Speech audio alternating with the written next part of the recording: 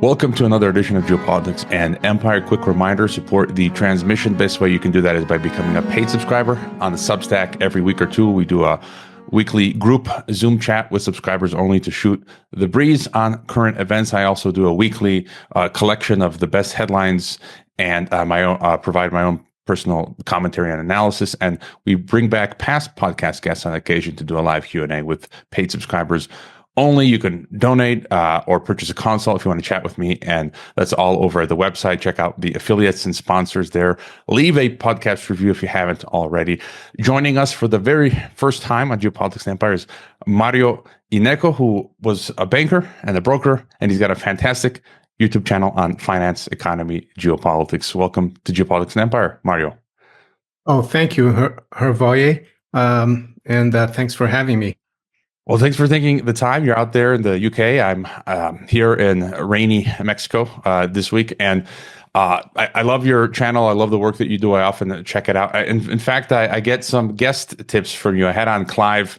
I'm forgetting his last name now. The retired banker Clive. After I saw him on your channel, yes, I had him on my podcast. He was fantastic. And for listeners who are not aware of you and your work, if you could just real quick give us a quick bio and how you came to reach these stratospheric heights of YouTube fame.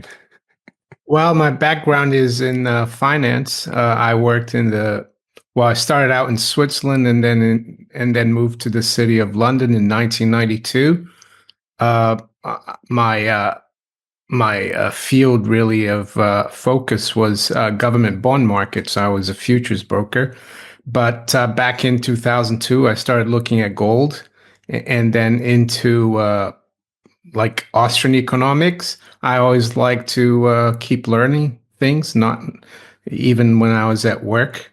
And after I left the city in 2012, I started my channel a few years later in 2015. Yes, I've gone over 100,000, but it's taken a lot of work and perseverance.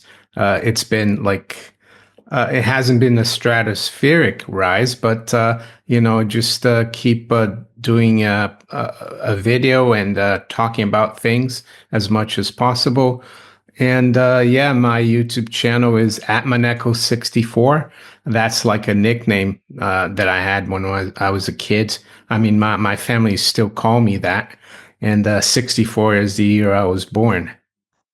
Yeah, the link is in the description, so I encourage people to subscribe immediately. And being consistent, that's what it's about. And I also spent about a year in Geneva, where I studied diplomacy. I got my master's there in 2008 and 9. So interesting place, Switzerland. And so maybe to start, I'd like to start big picture and get your thoughts sort of on the world economy. For years, there's been talk that the entire financial system is going to implode.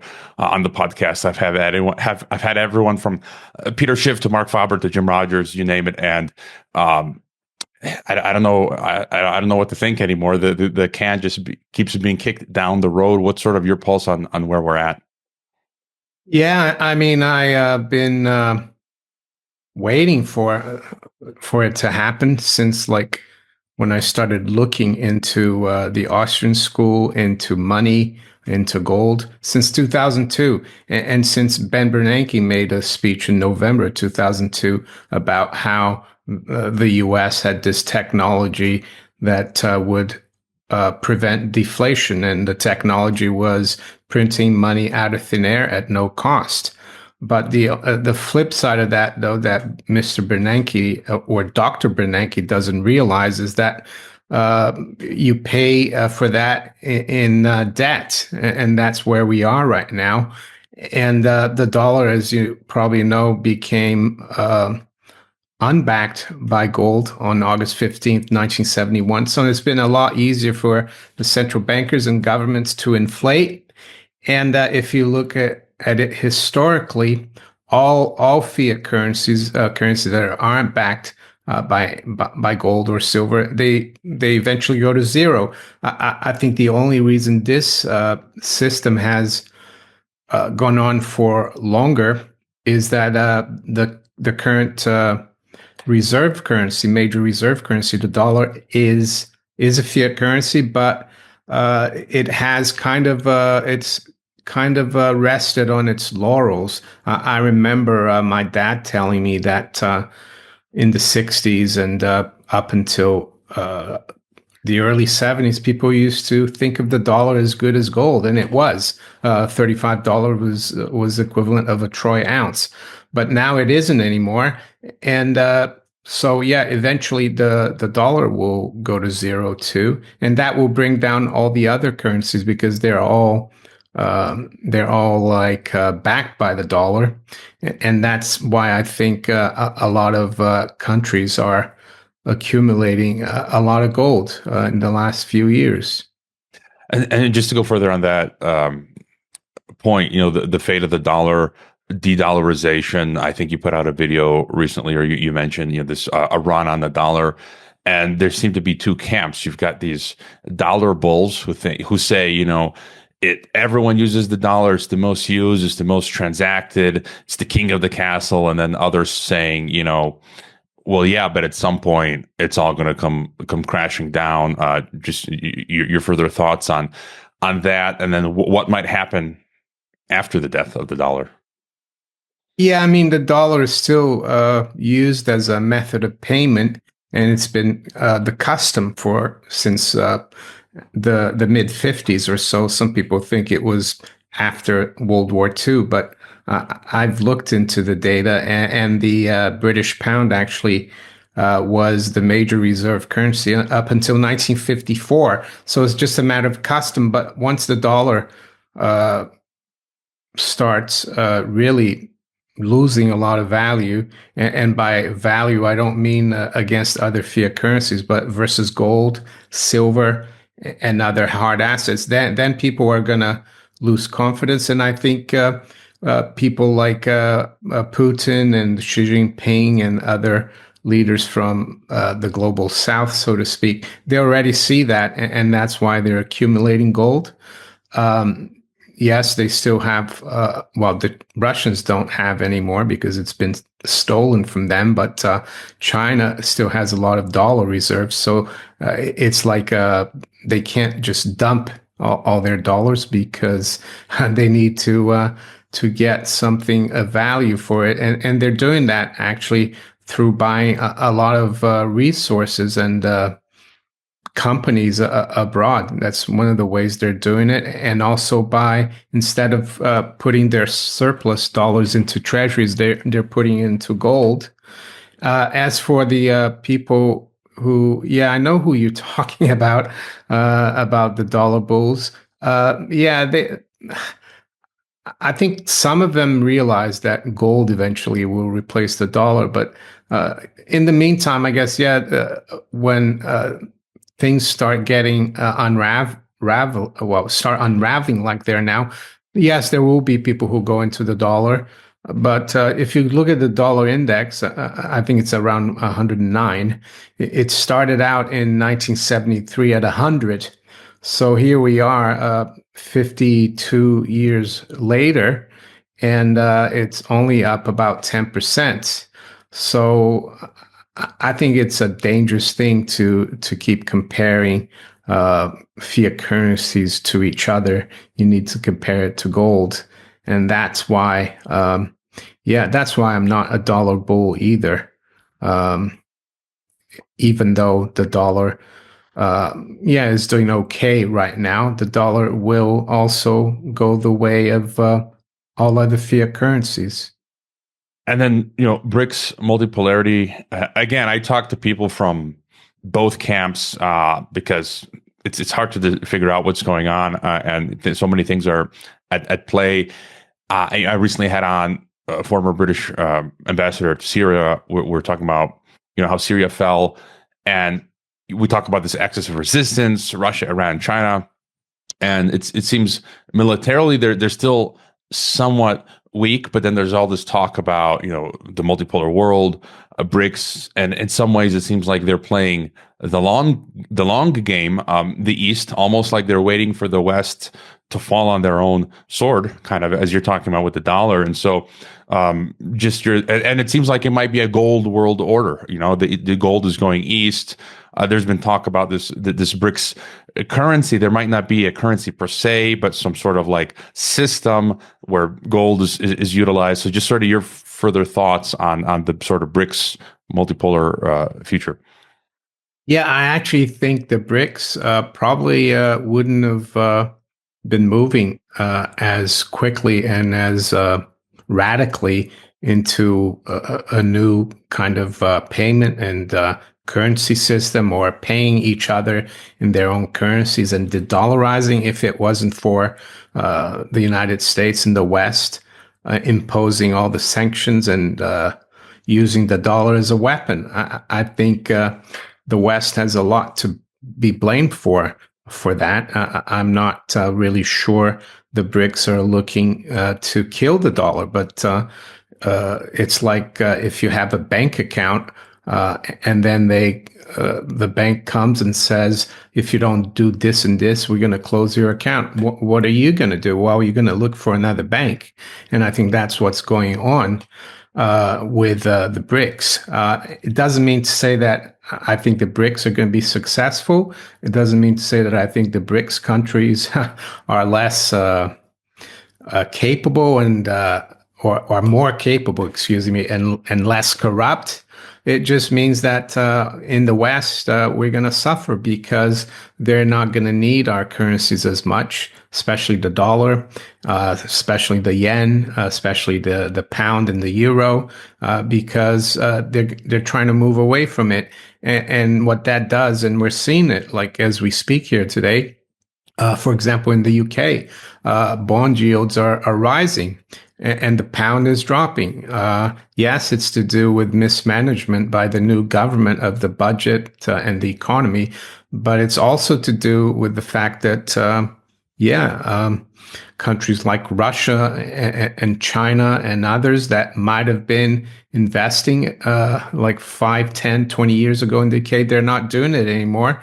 So it doesn't support the currency. That's what it's all about. As for gold, I think they're not silly, the people in the BRICS countries that are trying to organize or form this new system. They know that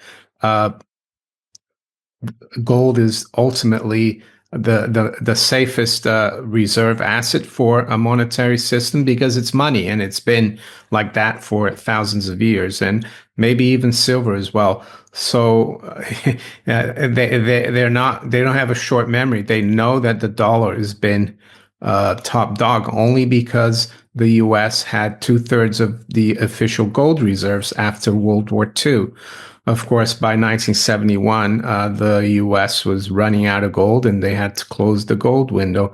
The only reason, one of the big reasons they were able to keep going, of course, was the deal with the Saudis, the petrodollar deal, informal deal for them to keep, to price their oil in dollars and buy treasuries with their surpluses. But that's kind of going away as well. Saudi Arabia has, not sure they've joined officially, but they're working with not only with BRICS, but with China. They had like a meeting, I think it was December 2023. Xi Jinping went to Saudi Arabia and met the king there, and it looked pretty official.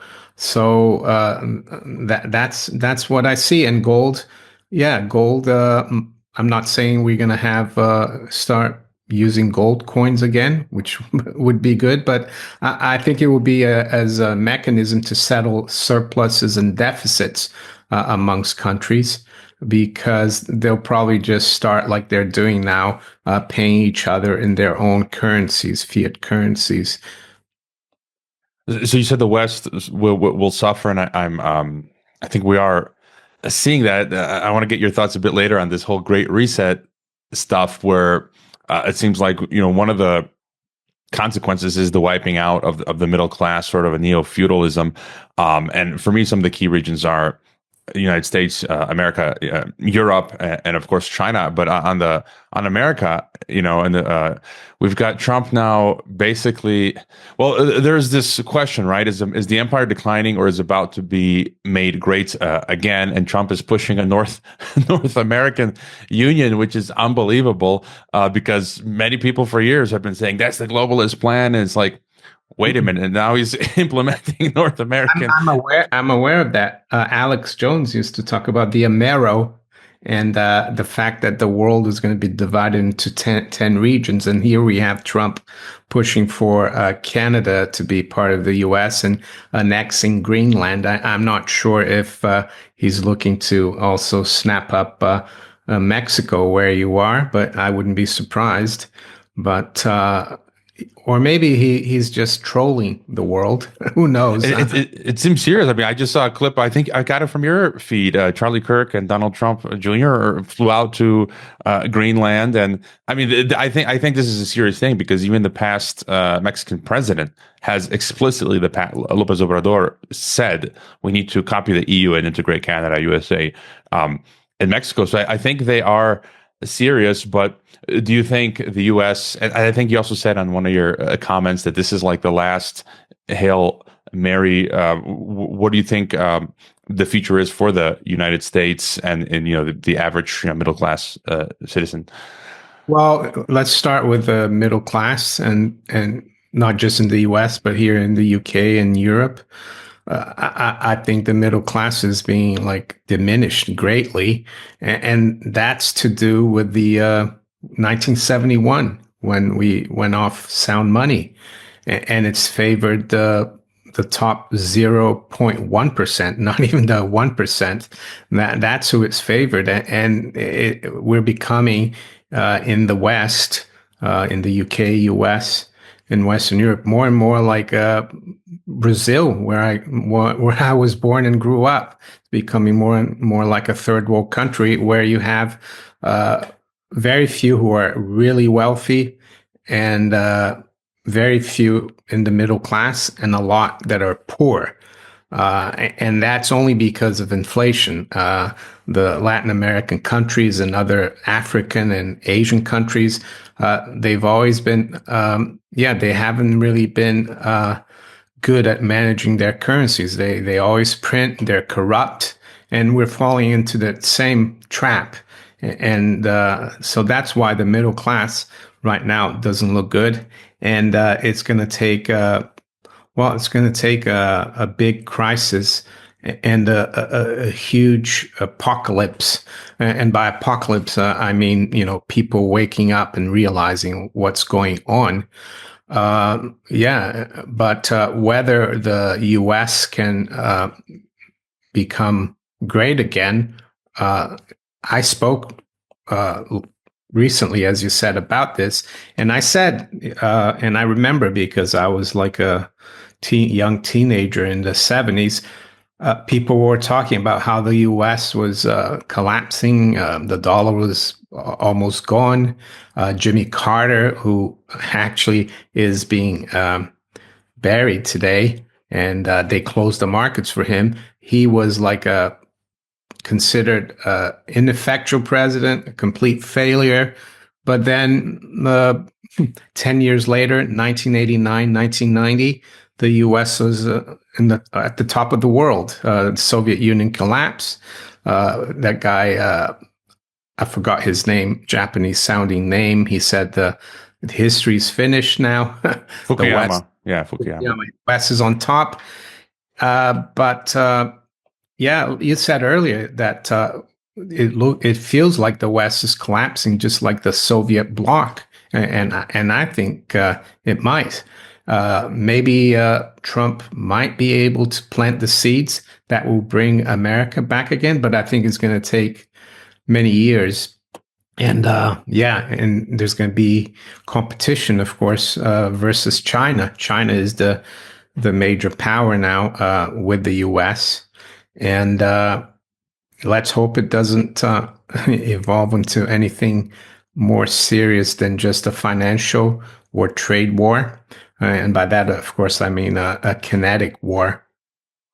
And you mentioned the middle class. I'm getting more. I always cite. I like science fiction, so I cite movies like Matt Damon's Elysium, where I feel that's sort of the future where the white middle class is being wiped out. And then, I mean, you see it here in Latin America, where I am in Mexico. The middle class to upper classes live in gated communities, and then everyone else is just outside. And Bloomberg published a piece. I mentioned this like a month or two ago, saying this is a global trend now, from USA to Brazil to UAE, South Africa. They are building these gated communities, and so that just Elysium seems to be the future. And before getting to China, just on Europe, since that's sort of where you're located, Europe just seems to be the worst case. Maybe they're being deindustrialized because of the Ukraine war, what I like to call the death zero, not net zero, but death zero green agenda.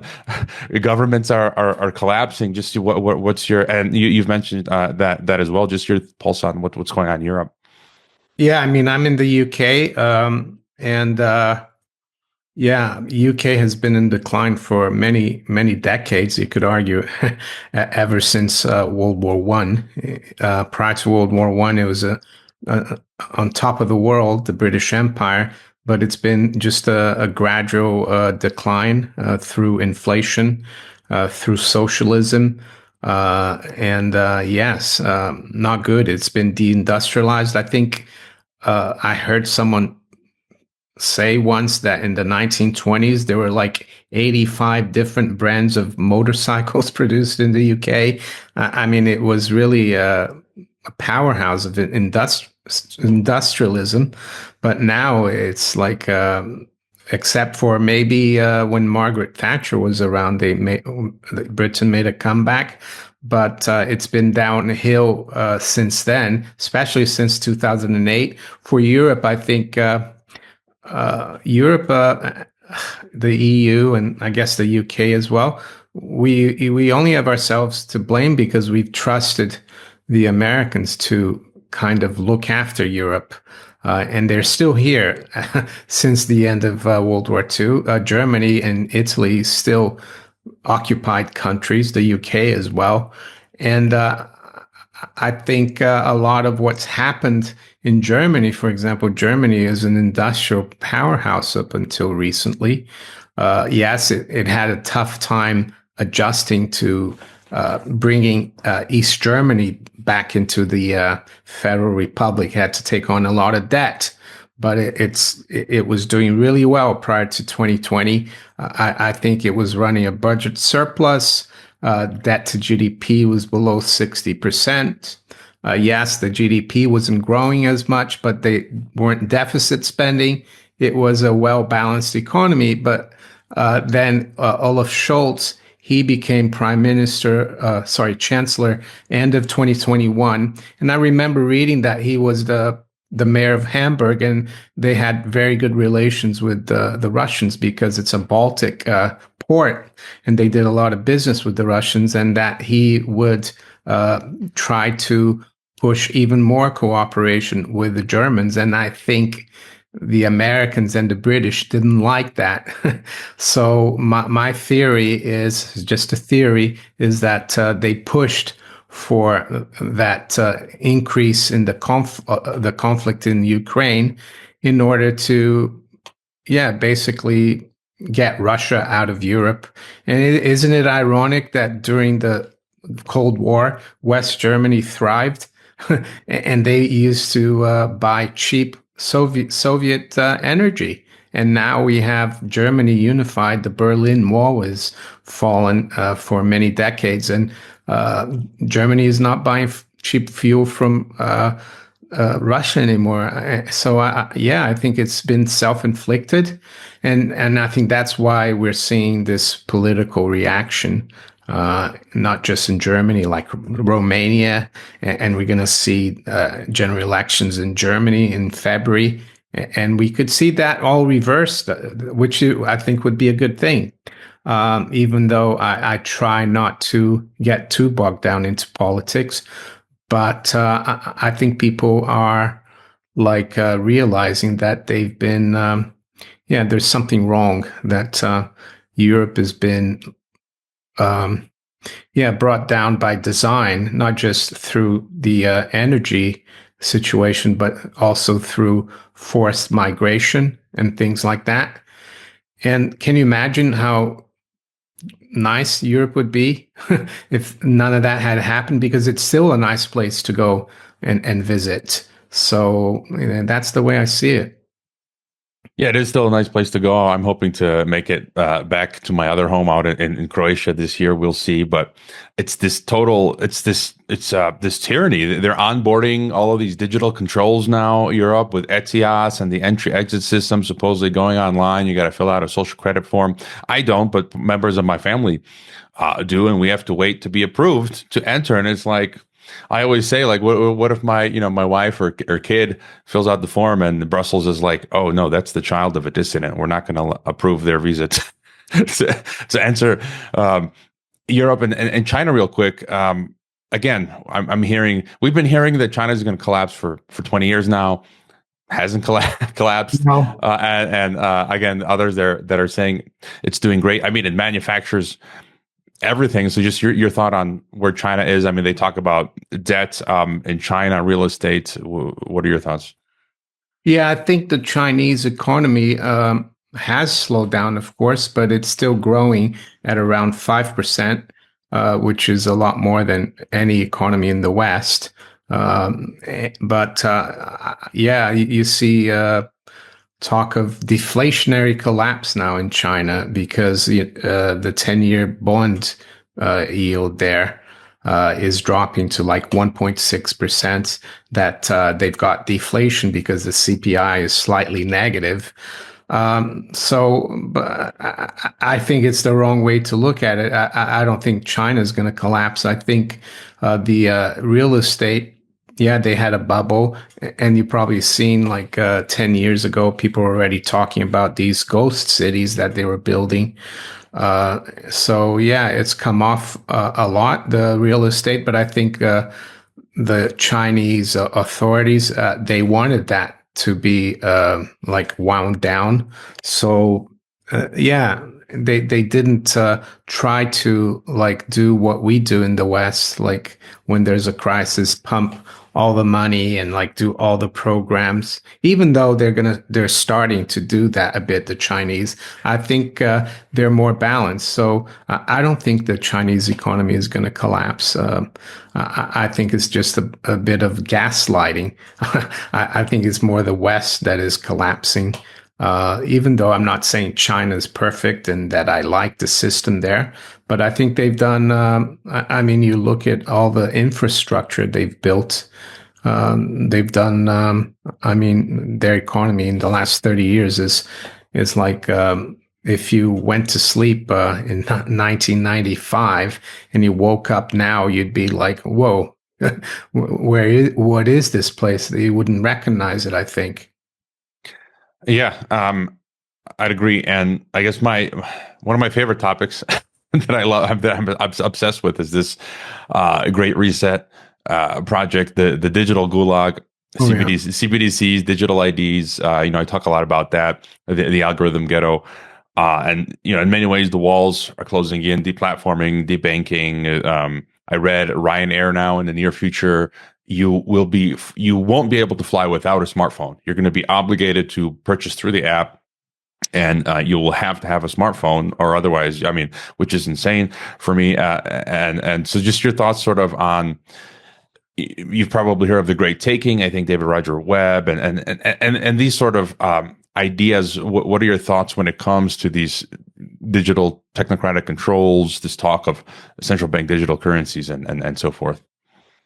Yeah, I think they're all related to also climate change and this net zero agenda, or and it's all a program that was has been developed by people like the Rockefellers, the Rothschilds over the decades, and it's a way to exert control over the world from like a one spot or like a one world government, because if you have a problem like climate change and net zero that is worldwide, you need transnational solutions. So I think it's all related to that, and I think all the technological stuff as well, like smartphones, smart meters, the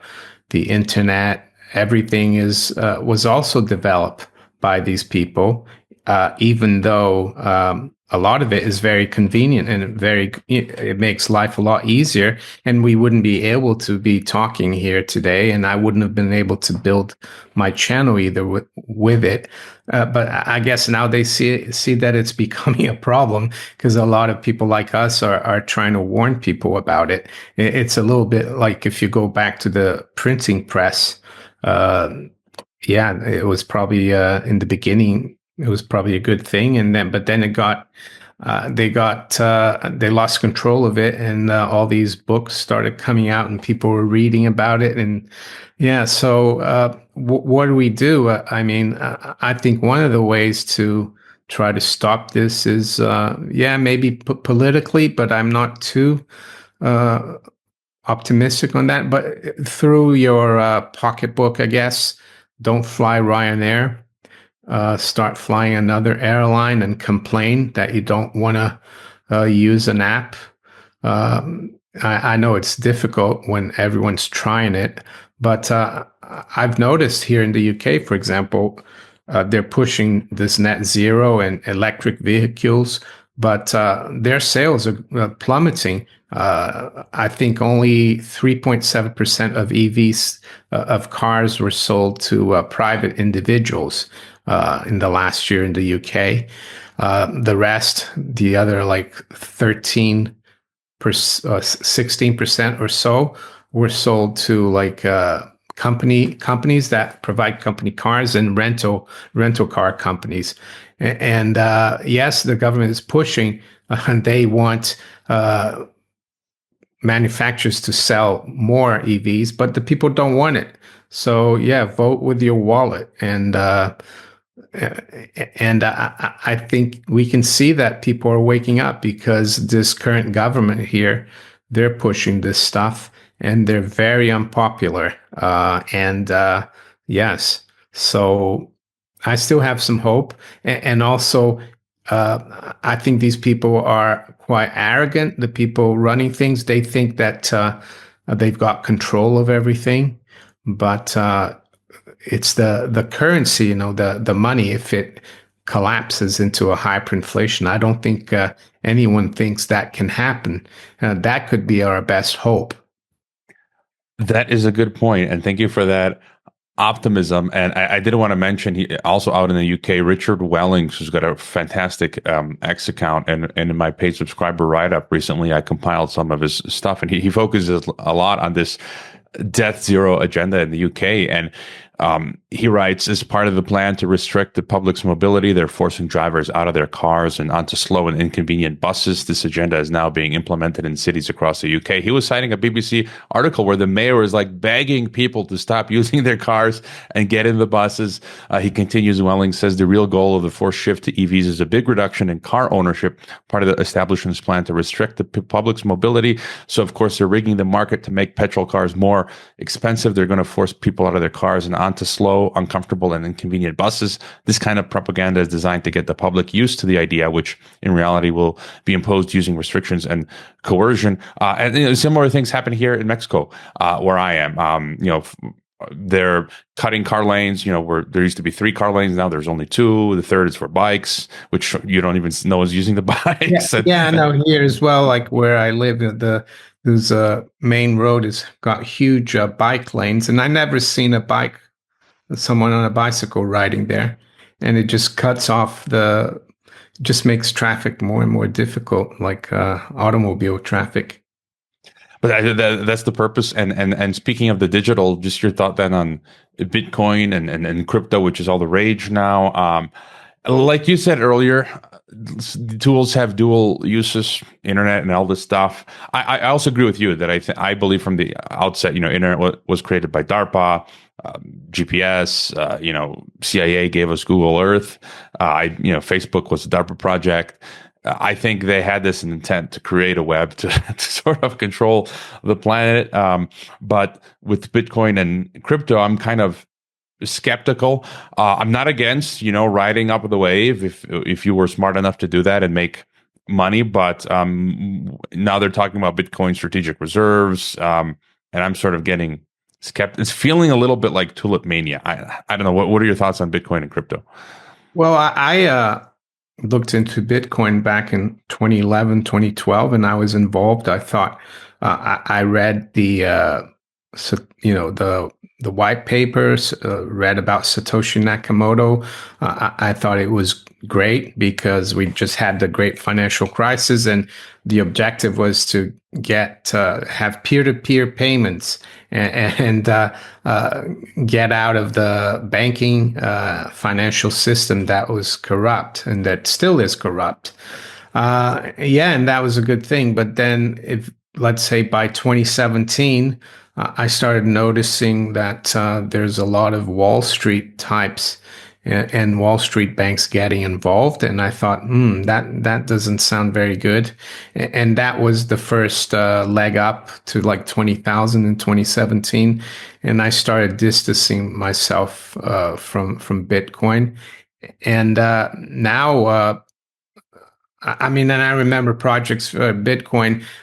People were saying, "Oh, you're going to be able to use this card, and you're going to be able to pay for your coffee with Bitcoin. The peer-to-peer, and it's going to be really seamless." But the higher the price of Bitcoin has gone, and all the happenings that we've had, it's made it really more expensive, and it takes more time to mine Bitcoin and the transactions. That if you want to pay for a coffee, the coffee is $3. You're going to be paying like $20 in transaction fees. So now they're saying that, oh no, Bitcoin is capital. That's what all it is. So that's why I'm very suspicious about it. And I've heard from people that worked for with or for the financial regulators here in the UK, that back in 2003, they already were talking about Bitcoin within those circles, and they were told by the SEC to stop talking about it. And of course, the official story is that Bitcoin was launched in 2009.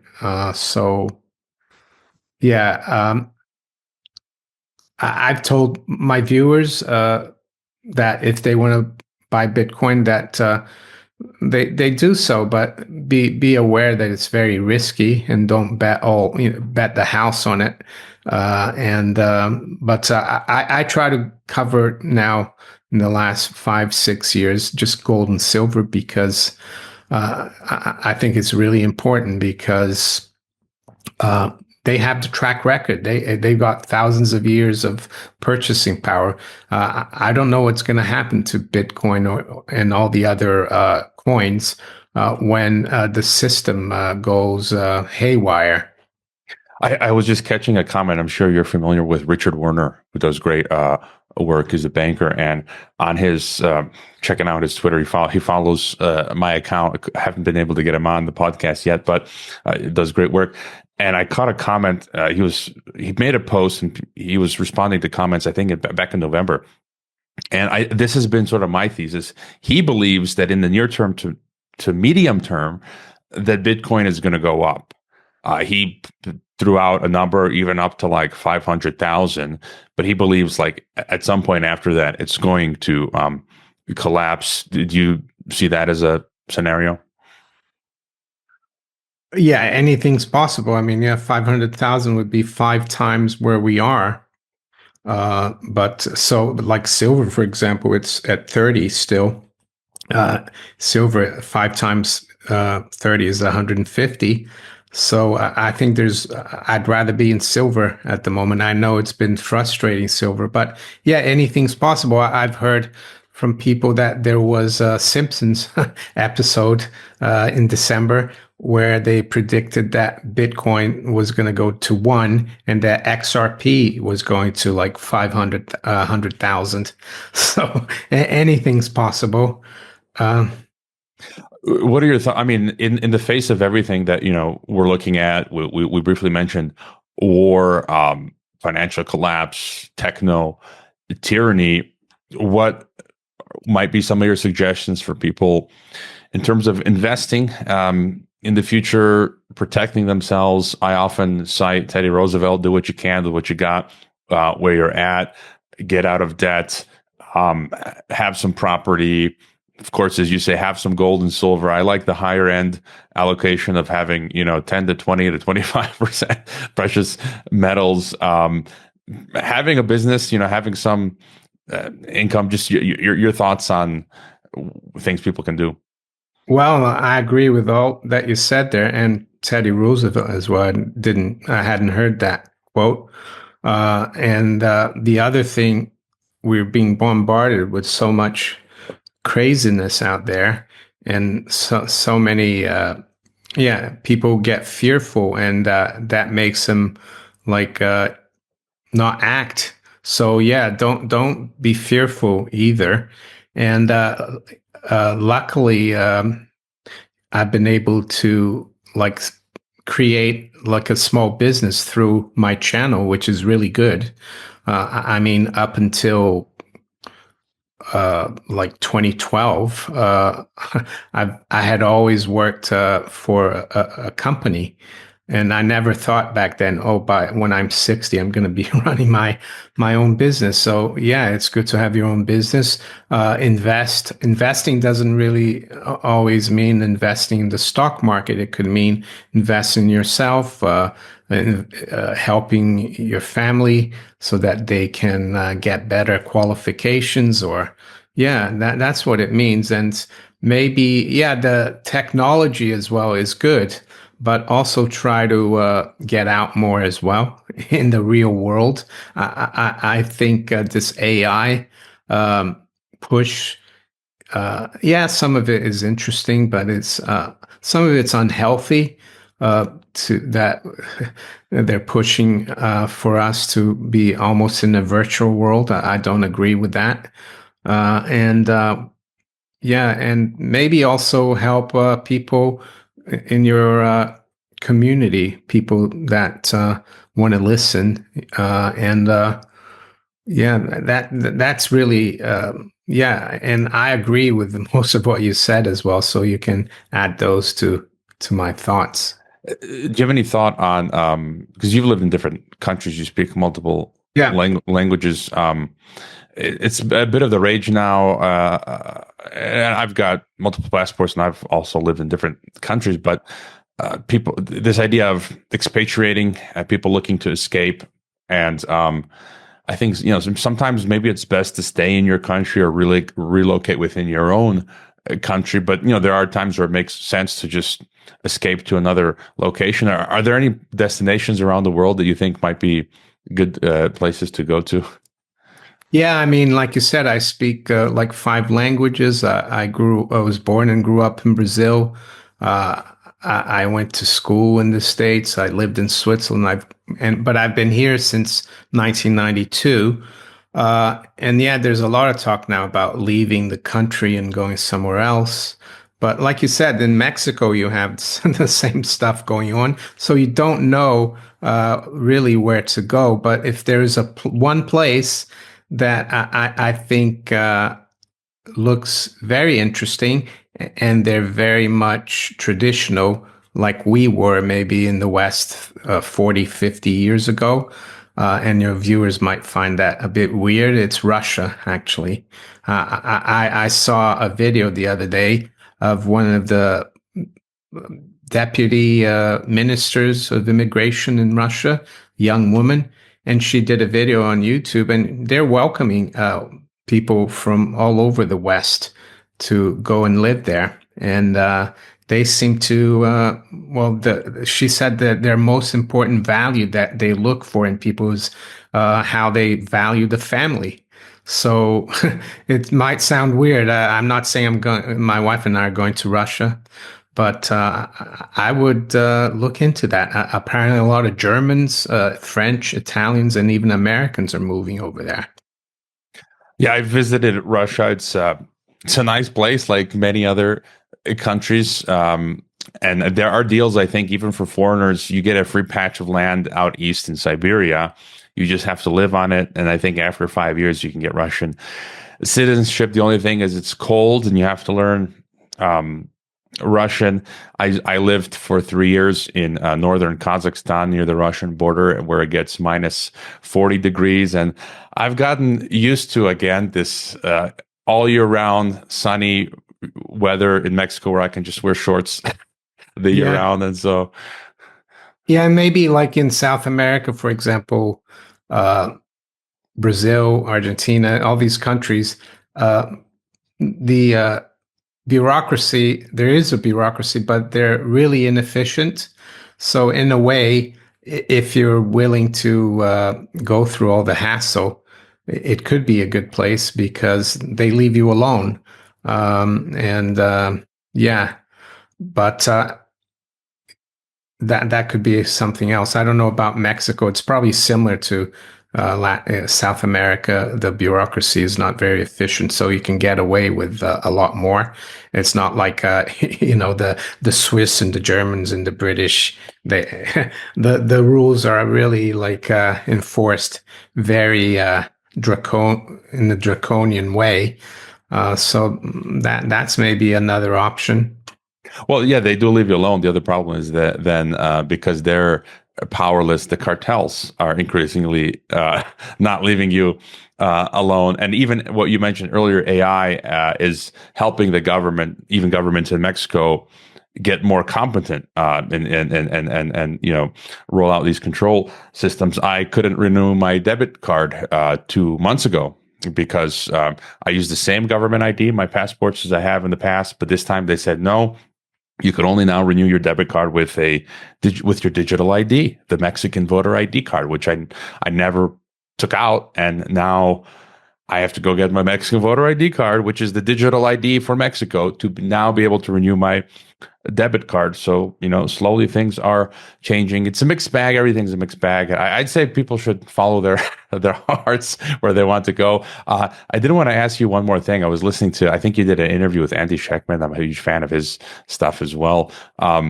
And this made me think, I got an angry email from a listener today regarding my previous guest, Peter Ford. We were talking about Syria. He was the former British ambassador to Syria. And, I won't mention my listener's name. He's probably listening now, and no hard feelings. But the listener said that Peter Ford was anti-Israel. And it's funny because I get plenty of comments that say I'm pro-Israel Zionist. I'm not a Zionist, and so it's just kind of like for the listener, put yourself in my shoes. I have a guest on that maybe is critical of Israel. I don't do enough pro-Israel stuff, so anti-Israel stuff. I get called I get called both sides of the equation. It's kind of and it kind of made me think of what you said, that because of you having speaking multiple languages, lived in different countries, you have an open mind. And for me, I think the focus should be on the information. And in the ambassador's case, I think he had a good analysis of what happened in Syria. Maybe you don't agree with other stuff, but for me, and he's a socialist, I'm not a socialist, but the point is he had an accurate analysis. He's very credible, amazing experienced ambassador. And so just your sort of thought for listeners who get caught up on some issues, I think we have to be able to sort of put our emotions aside and look at things with nuance. Any thought there? Yeah, I know. And people are, with what's happening in the Middle East, it's really, um, how can I say, a lot of passion on both sides. Um, I think the thing to do is to do your own homework and look at the history. Even though some people argue now that if the news that we get from the mainstream is so a lot of it is like misinformation, is the history you've been taught really? How can we trust it? But yeah, just listen to both sides of things. You might not agree with people. And over the years, I've noticed that people like on the left, let's say Jimmy Dore or like the Gray Zone, they're more like socialists, but on their foreign policy, I agree with a lot of things they say. Don't agree with their economics. So, yeah, yeah, I've learned how to try to not get too uh, emotional and too like angry about things.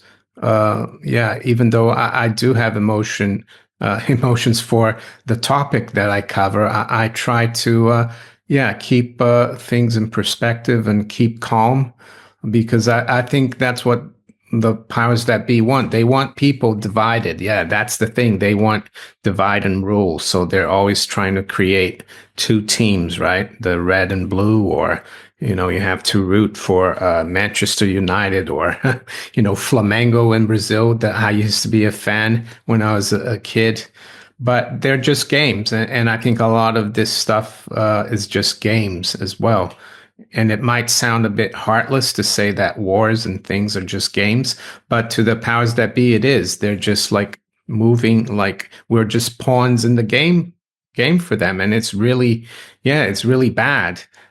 So I think the most important thing is to try to expose the people who are moving, the chess pieces on the board, and yeah, and not have a go at just common people. And if they don't agree with you, just leave them.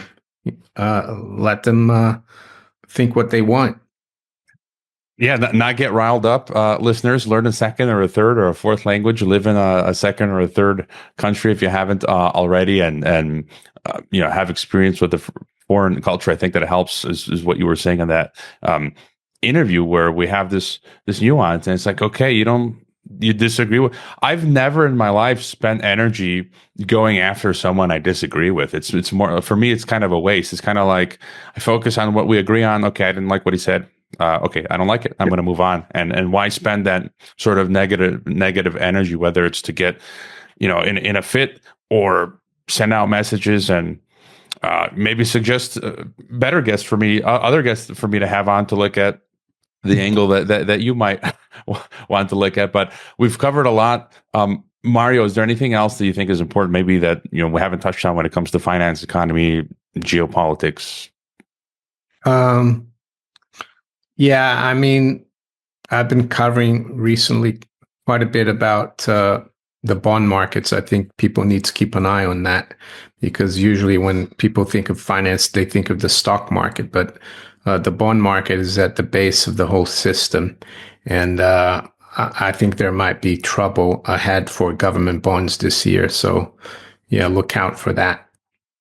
And then what could be a potential, do you see some, like a recession? Do you see something bad, like a depression 2.0, or more like recession?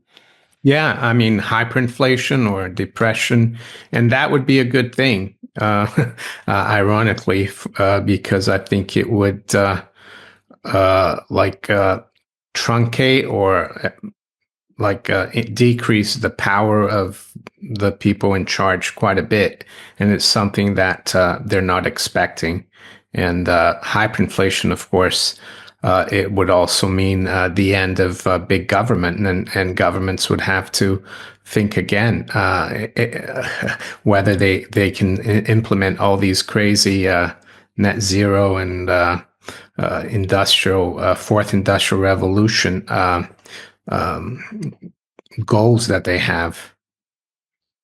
Well, hopefully they fail. And as you say, it's a good point. If there is some sort of collapse, that's going to make it more difficult for them to implement this stuff. You've got an X account that I follow. I'm subscribed to your YouTube. Are those the best places to find you? Do you have a website or any other project? I have a website, but I don't really do much there. The best places are YouTube at Innecco64, and on X it's at Innecco 1964. I've got about 21,000 followers there. And the reason I say that is because there's a lot of impersonators out there, so be careful because some people they follow me on, they think they're following me on X, and then it's not me, and some people have gotten scammed by these people through direct messaging. And on your YouTube about page, it says your people can support you also on PayPal or Patreon. I'm banned from both PayPal and Patreon, so good on you that you're still. Yeah, I mean, Patreon, I'm there just to answer questions because it's difficult to answer questions in the comment section sometimes. So, yeah, if you want more direct access to me for as little as $1, you can go on Patreon and support me. And PayPal, yeah, if you can help the channel, but it's not really something that I push too much. But I appreciate it. All right, fantastic work. I'll keep following you. You're welcome back anytime. And again, thank you for coming on Geopolitics and Empire. You're welcome, and thank you for having me.